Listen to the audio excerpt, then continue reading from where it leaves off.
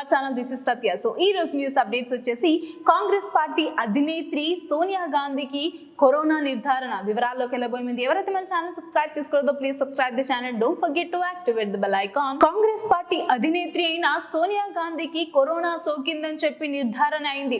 So పోయిన week ఏదైతే ఉందో ఉద్యమకారులతో ఉద్యమంలో కూర్చుని ఆ రోజంతా కూడా అక్కడే నిరసన చేస్తున్న టయానికి కాస్త స్పృహ తప్పి పడిపోయినట్టుగా, అదే విధంగా జ్వరము దగ్గు జలుబు వచ్చిందని చెప్పేసి టెస్ట్ చేయించగా అక్కడ ఏదైతే టెస్ట్ చేశారో ఆ టెస్ట్ రిజల్ట్స్ కూడా రావడం జరిగాయి.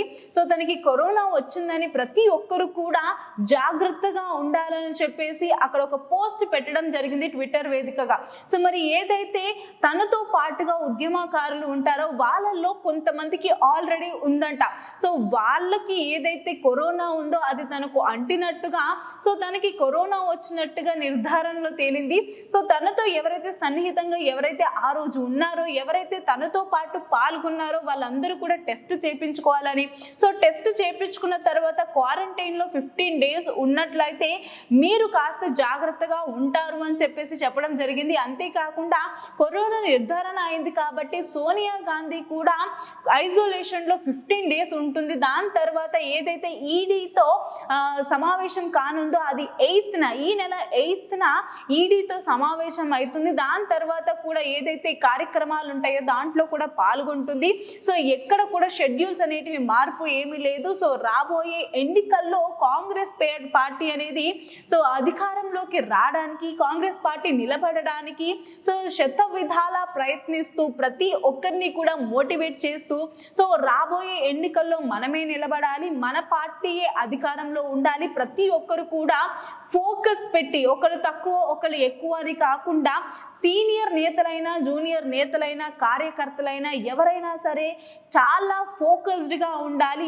రాబోయే ఎన్నికల్లో ప్రతి గ్రామానికి ప్రతి రైతుల కుటుంబాలకి దర్శించాలి, వాళ్ళ సమస్యలు ఏంటో తీర్చుకోవాలి. అండ్ అలాగే తీసుకున్న తర్వాత ఏదైతే షెడ్యూల్స్ పెట్టుకుంటామో ఆ షెడ్యూల్స్ ప్రకారంగా కూడా మనం అన్నిటిలో కూడా ముందుండాలి, ఎవరు కూడా వెనక్కు తగ్గకూడదు. ఎప్పుడు ఏం సంభవిస్తుందో తెలియదు కాబట్టి ప్రతి ఒక్కరు కూడా సోషల్ డిస్టెన్స్ మెయింటైన్ చేసుకుంటూ ఆరోగ్యాలు కాపాడుకుంటూ జనాల్లోకి వెళ్తూ వాళ్ళ సమస్యలు ఏంటో తీర్చేయాలి. అంటే వాళ్ళ సమస్యలు ఏంటో తెలుసుకుని ఆ సమస్యలు తీర్చే ఆ పద్ధతిలో మనం ఉండాలి అని చెప్పేసి రాహుల్ గాంధీ అండ్ ఇటు అభినేత్రి అయిన అంటే సోనియా గాంధీ కూడా కొన్ని సమావేశాల్లో పాల్గొంటుందంట. సో ఎలాంటి షెడ్యూల్స్ మార్పిడి లేకుండా ఐసోలేషన్ తర్వాత సో ఏదైతే ఈడీతో సమావేశం కానుందో ఆ షెడ్యూల్ తర్వాత మళ్ళీను ఏదైతే ప్రచారాల లిస్ట్ ఉందో ఆ లిస్ట్ ఆధారంగా జనాల్లోకి రాబోతుంది.